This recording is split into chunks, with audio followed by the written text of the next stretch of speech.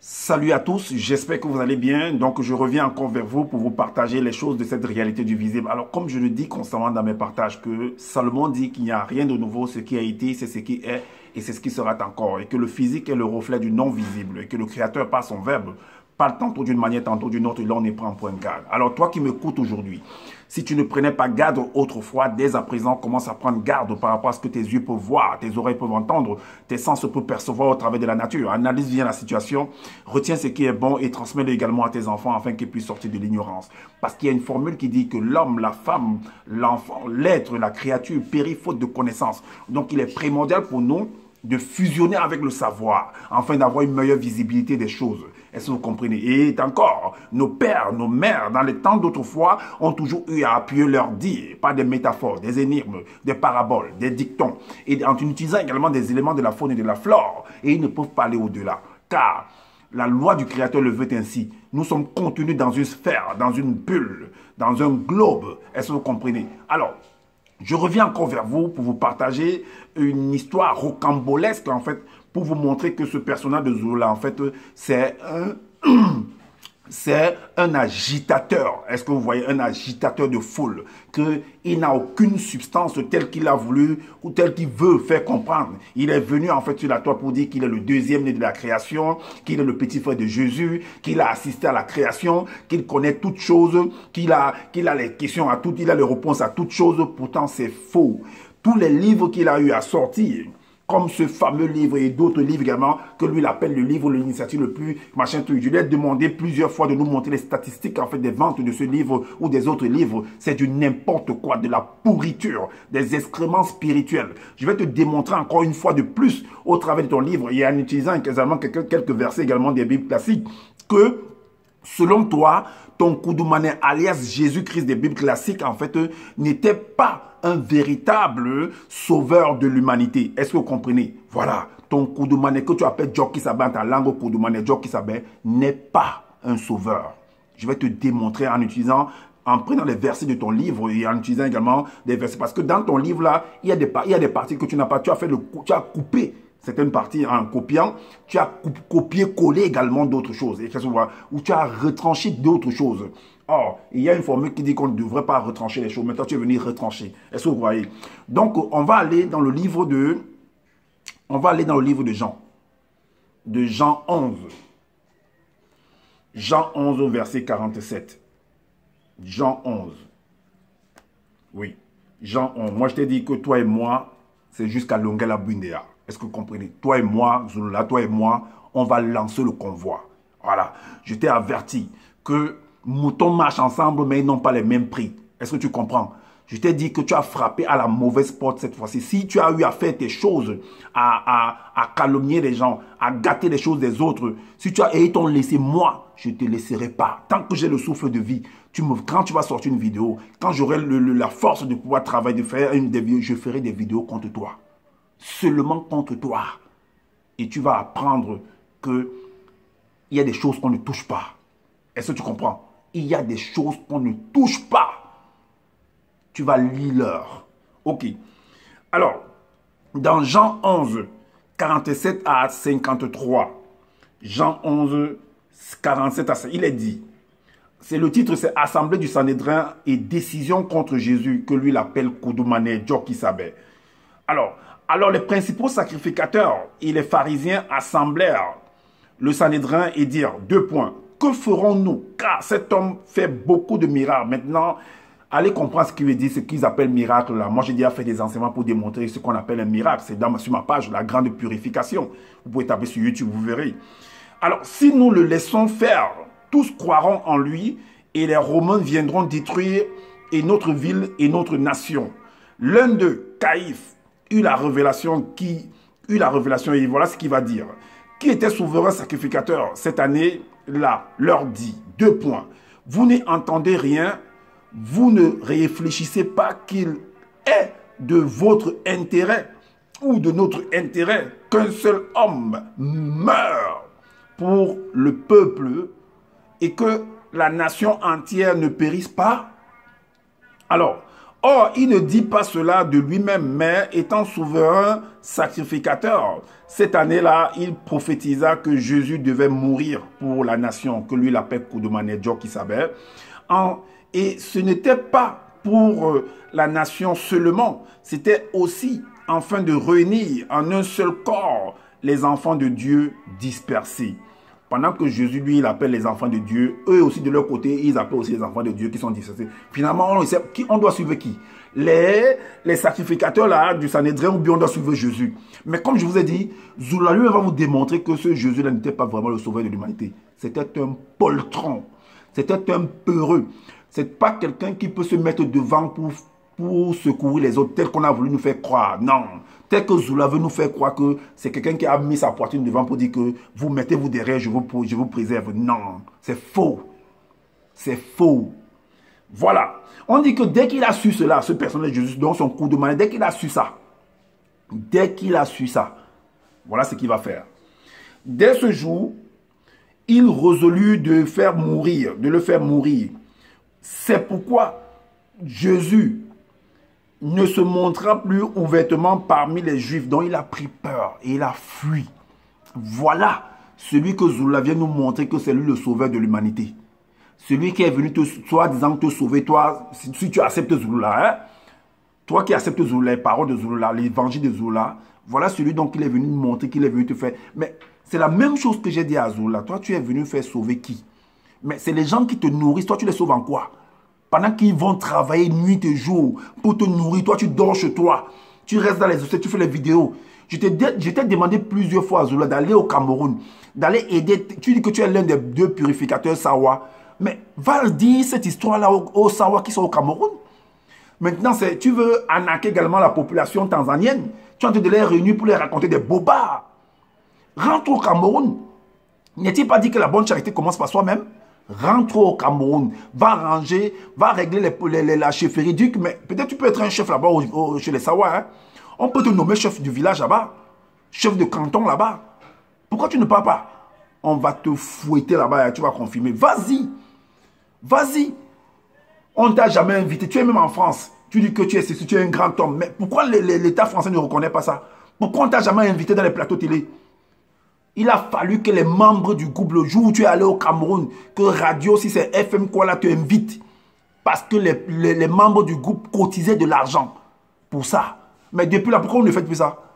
Pourquoi on ne passe plus tes radios là-bas? Ta pourriture d'enseignement que tu dis. Pourquoi on ne passe plus ça là-bas? Parce que c'est les membres qui cotisaient. Mais depuis le cotisent, ça ne passe plus. Pourquoi ils ne t'ont pas invité comme on invite les autres? Comme on invite les Marcos sur toi. Pourquoi on ne t'invite pas aussi? Comme tu es un homme puissant, tu es un homme qui est envoyé par le Créateur, tu es ceci, tu n'es qu'un bandit, un brigand. Je le dis et je pèse mes mots. Voilà. Alors, c'est pourquoi Jésus ne se montra plus ouvertement. Il a fui. Il a eu peur. Voilà celui qu'on dit qu'il est venu sauver l'humanité. Qu'il est venu sauver les gens, qu'il est le Christ, il est le sauveur. Voilà, tu fuis quoi encore? Pourquoi? Fallait rester. Tu affrontes ces gens-là. Tu as peur de la mort? Alors, parmi les Juifs, mais il se retira dans la contrée voisine du désert, dans une ville appelée Éphraïm. Et là, il demeurait avec les disciples. Il est parti se cacher dans un trou à rats. Il est parti dans la forêt. On appelle ça être un maquisard. On appelle ça entrer au maquis. C'est comme ça qu'on appelle ça. Tu es entré au maquis. Ton Koudoumane là, que alias Jésus est entré au maquis. Il allait se cacher dans la forêt. Et c'est là-bas qu'on va venir le dénicher. C'est là-bas, quand Judas allait le trahir, on est venu le sortir de la forêt là-bas. C'est sûr que la barbe avait déjà poussé comme ça parce qu'il ne pouvait pas se raser. Il ne se lavait plus bien, les moustiques le bouffaient là-bas et tout et tout. Voilà donc le sauveur de l'humanité qu'on va venir nous présenter. N'importe quoi. Alors, le même récit que je viens de lire là est dans son livre. Hein, ces pourritures, ces excréments spirituels là. On va aller dans l'évangile caché de son Djo qui s'appelle de son Koudoumane là, qui a peur de la mort. Il dit, soi-disant, il est venu sauver l'humanité. Voilà ça au verset 42 à 48. Il est dit. Alors, les Blancs, lui, il dit que les Blancs, donc pour lui, les Blancs et les Noirs doivent être en conflit. Donc, il veut toujours cogner les têtes entre les Blancs et les Noirs. Alors, c'est ce qu'il est venu écrire. Hein. C'est pas ce qui est écrit dans les Bibles. Donc, c'est lui qui a traduit ça comme ça. Est-ce que vous voyez? Donc, Moi, je ne fais que lire. C'est pourriture qu'il est venu écrire. Alors, les blancs et les sans mêlés, ainsi que les andasadiques, les pharisiens, assemblèrent leur société secrète et dirent, 2 points, que ferons-nous? Que ferons-nous? Car cet homme fait beaucoup de miracles. Si nous le laissons faire, tous croiront en lui et les initiés viendront détruire notre société secrète. Alors, qu'est-ce qu'on doit faire? L'un d'eux leur dit, 2 points, vous n'y entendez rien, vous ne réfléchissez pas qu'il est dans votre intérêt qu'un seul homme meure pour le peuple et que notre société secrète ne périsse pas? C'est ce que lui-même Zoulaïv écrit, ouais, parce que c'est la même chose que j'ai lu là tout à l'heure dans la Bible classique. Or, il ne dit pas cela de lui-même, mais il prophétisa que Djok-Isabel, qu'on appelle Jésus dans la Bible classique, devait mourir physiquement, sans savoir que sa mort épargnera la vie de ses apôtres et celle des non-initiés graciés. Même Pierre même était plus courageux que lui. Pierre était plus courageux que ce Jésus-là. Pierre était plus courageux que lui. Car il l'a voulu donner, il était prêt à donner sa vie pour lui parce qu'à cause du mensonge des enseignements qu'il est venu pomper dans les oreilles de Pierre. Pierre l'a vu en fait comme un homme, c'est un peu comme certaines personnes ont vu Zoula, que ça c'est la providence en fait. Voilà un sauveur qui est venu sauver les Noirs en fait. Pourtant c'est faux. C'est faux. Il reste dans sa chambre là-bas, dans son salon là-bas, il parle, il raconte des bêtises. Va sur le terrain, comme les Kémy Sébastien sur le terrain. Va sur le terrain, comme les Marcos sont sur le terrain, comme les Gédéons sont sur le terrain. Va sur le terrain. Il reste pas dans ta chambre, tu parles là-bas, tu grossis là-bas comme un porc. Or, il ne dit pas cela parce que sa mort épargnera la vie de ses apôtres et celle des non-initiés graciés, n'importe quoi. Dès ce jour, il résolut de le faire mourir. Et quand lui a appris ça, ce Jésus, ce Koudoumane-là, voilà c'est pourquoi Djok-Isabel ne se montra plus tous les jours ouvertement parmi les blancs et les sans mêlés, mais il se retira dans la région montagneuse de Benemouna et là, il demeurait avec ses apôtres. Tu vois, vous êtes allé vous cacher pourquoi? Pourquoi tu allais te cacher? Tu as les âmes spirituelles, non? Tu es un enfant qui vient d'au-delà du grand ordre des choses, au-delà du grand ordre des choses, selon ce que tu nous as écrit, non? Mais il ne peut pas se cacher quand des simples hommes lui parlent. Ok, il a assisté à la création, il a vu comment on les a créés. Lui, il fuit auprès de ces gens-là. Waouh! Et alors, on va aller dans le livre de Matthieu. On rentre dans la Bible classique. Le livre de Matthieu. Chapitre 16, le verset 21 à 25.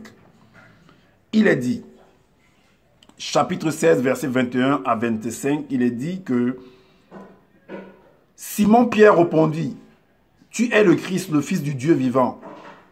Matthieu 16, chapitre 20, non, Matthieu chapitre 16, verset 21 à 25. Voilà. Là, il est dit, verset 21, il est dit, dès lors, Jésus commença à faire connaître à ses disciples qu'il fallait qu'il allât à Jérusalem, qu'il souffrit beaucoup de la part des anciens, des principaux sacrificateurs et des scribes, qu'il fut mis à mort et qu'il ressuscita le 3e jour. Mais Pierre ne va pas comprendre ça comme ça. Il va dire non, c'est pas possible. Tu es quand même mon leader. Pierre dit que tu es mon leader parce que à cause des enseignements que ce Jésus est venu mettre dans sa tête, ce Djok-Isabel, ce coup de manœuvre est venu mettre dans sa tête. C'est là où sa foi est née en fait. Mais pourtant c'est pas ça. Pourtant c'est de la tromperie. Pourtant Djok-Isabel a trompé. Il était prêt à mettre sa main au feu. Il était prêt à mourir pour lui. Mais il devait mourir cadeau. J'ai dit cadeau. Et heureusement que ce Djok-Isabel, lui-même on l'a attrapé, il est mort même avant Pierre. Alors, Pierre l'ayant pris à part, mais par respect pour que les autres ne puissent pas, parce que Pierre c'était un courageux, parmi tous les autres, il était très courageux. Hein. Pierre l'ayant pris à part, ça c'est une partie que il a coupé en fait dans les trucs là-bas.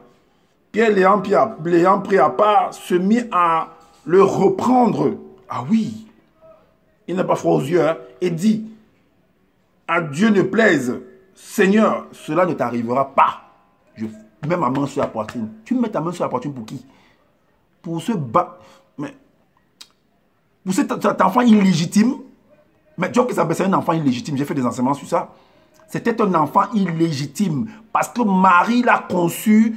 Or, elle a trompé en fait Joseph. Marie a trompé Joseph. C'était un enfant illégitime.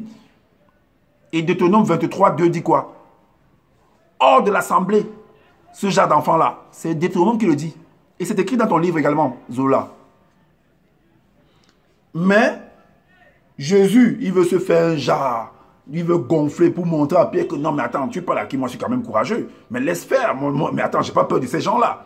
Écoute ce qu'il va lui dire. Mais Jésus, se retournant, dit à Pierre, arrière de moi, Satan. Tu mets en scandale car tes pensées ne sont pas les pensées de Dieu, mais celles des hommes. Donc Dieu t'a envoyé de venir mourir. Donc l'Oba t'a envoyé de venir mourir pour l'humanité. C'est ça. Donc il faut que tu meurs. Voilà ça. Mais tu meurs, ça sauve qui? Tu sauves qui? Quand tu meurs, ça sauve qui? Mais tu parles, nous on continue à vivre. Nous on continue à vivre. Ça ne change rien, mon frère. Depuis qu'avant toi, les gens mouraient. Et après toi, les gens vont mourir. Pendant que les gens meurent. Tu ne les as pas réveillés. Et après toi, les gens vont toujours mourir. C'est normal. Mensonge. Et le verset suivant nous dit, alors Jésus dit à ses disciples, si quelqu'un veut venir après moi, qu'il renonce à lui-même, qu'il se charge de sa croix et qu'il me suive. Donc il renonce à lui-même. Vous savez ce que ça veut dire renoncer à moi. Donc pour te suivre, il faut qu'il renonce. J'abandonne ma famille, j'abandonne mes enfants, j'abandonne mes projets. Et comment te suivre? Tes paroles des excréments spirituels que tu veux nous raconter là. Donc comment te suivre? Pour aller résoudre en fait tes rêves. Ce sont tes rêves qui doivent se réaliser. Et nous, nos rêves, qu'est-ce qu'on en fait de ça? Tu penses que nous, on n'a pas de projets également? Et quand quelqu'un vient avec ses projets, bra, tu cherches à le casser. Parce que ce sont tes projets seuls. Il n'y a que toi seul qui existe. C'est la même chose que ce jour-là. Ce Don Dieu qui savait faisait. Quand Pierre veut montrer que non, il voit que non, Pierre c'est quelqu'un qui est éveillé, il veut le casser en fait. Arrière de moi, Satan. Les paroles qu'on ne comprend même pas, arrière de moi. Satan c'est qui? Mais de la même manière que Pierre peut être Satan, c'est comme ça que toi tu es un Satan. Dieu qui savait. Ou toi, Zoula également. Pareil tous. Alors, car celui qui voudra sauver sa vie la perdra, mais celui qui voudra sauver sa vie la perdra. Mais Pierre était prêt à mourir pour toi. Tu l'as empêché de le faire. Tu dis que est-ce qu'il voulait sauver sa vie là en ce moment-là? Mais il voulait la perdre même. Et tu as refusé. Tu dis que non, tu mets un scandale. Arrière de moi, Satan. Car celui qui voudra sauver sa vie la perdra. Mais celui qui la perdra à cause de moi la trouvera. Mais Pierre a voulu perdre sa vie pour toi. Pourquoi tu ne l'as pas laissé? On te montre que c'était un homme courageux. On va dans ta pourriture, là, on revient dans ça. Évangile caché de Koudoumane, chapitre 57, verset 28. Vous allez voir le charisme de Pierre. Alors, lorsqu'on est venu arrêter ce Dieu qui s'appelle là, puisqu'ils se sont retranchés, ils étaient cachés là-bas en brousse dans la forêt comme des souris dans les trous à rats là-bas. On appelle ça rentrer au maquis en fait. Ils sont allés, quand d'autres personnes au Cameroun, ils sont allés se cacher dans la grotte de Ngorlitouba là-bas. Et c'est là-bas que pour les sortir, on a envoyé des avions qui ont versé en fait des produits chimiques pour les sortir des forêts. Si ça tombe, bon, puisqu'ils n'étaient pas à l'air libre, ils sont entrés dans la grotte. Donc même si on verse sur la grotte, ça ne va pas vous toucher. Il y a toujours quelqu'un qui allait trahir en fait. On dit que c'est Maïma type qui allait trahir par exemple ou Mouniobe. C'est pourquoi c'est Judas qui allait trahir, que non, je connais là où ils sont cachés. Je peux vous accompagner là-bas. Et Pierre va vous montrer qu'il était courageux que ce Jésus-là. Voilà ce qu'il va faire. Alors, Dalé, lui l'appelle Pierre Dalé. Alors, Dalé qui avait une machette, la tira et frappant un des blancs et lui coupa l'oreille droite. Et là, regarde, il va se jouer encore les malins là. Que non, en effet, regarde ce que ce Koudoumane va vouloir faire là. Que non, en effet, non, il dit, mais Dieu qui s'appelle dit à Dalé, remettre ta machette à sa place. Pourquoi? À la guerre comme à la guerre. Pourquoi eux-mêmes ils sont venus avec des bâtons, des machettes, des armes? À la guerre comme à la guerre. Donc tu pensais que tu les amenais dans un chemin, que c'était un chemin d'amusement ou bien c'est quoi? Tu penses que c'était la rigolade? Ton Dieu qui s'appelait pensait que c'était la rigolade ou quoi? À la guerre comme à la guerre. Donc tu pensais que quand tu vas venir faire ça aux gens, tu vas venir faire des calomnies, tu vas aller briser les couples des gens, tu vas aller, je sais pas, embrigader les gens par tes enseignements de sorcellerie là, de Ndjengo et que tu prononces constamment là, on va te laisser ou quoi? Tu vas confirmer. Wajou Noumou. Voilà. Donc, vous voyez, il veut se jouer encore les malins là. Non, mais Dieu qui s'avait dit à d'aller remettre ta machette dans sa place. Pourquoi? En effet, tous ceux qui tuent avec les armes du visible seront tués par les armes du visible et non du non visible. Ça, c'est des balivernes. Ça, c'est des balivernes. Si vous partez vous accrochez sur des paroles comme ça, vous êtes mal barré sur cette terre-ci. À la guerre comme à la guerre. C'est comme quelqu'un disait, le docteur Claudel Numissi disait que la parole qui a été écrite que aimez-vous les uns les autres, c'est du n'importe quoi. C'est du n'importe quoi. Ici, là, c'est la jungle. You do me, I do you. Œil pour œil, dent pour dent. Voilà. C'est ce que j'avais à vous partager. Donc, réveillez-vous, vous qui écoutez ce monsieur de Zoula, c'est un bandit, c'est un escroc. Il est là pour vous voler vos richesses.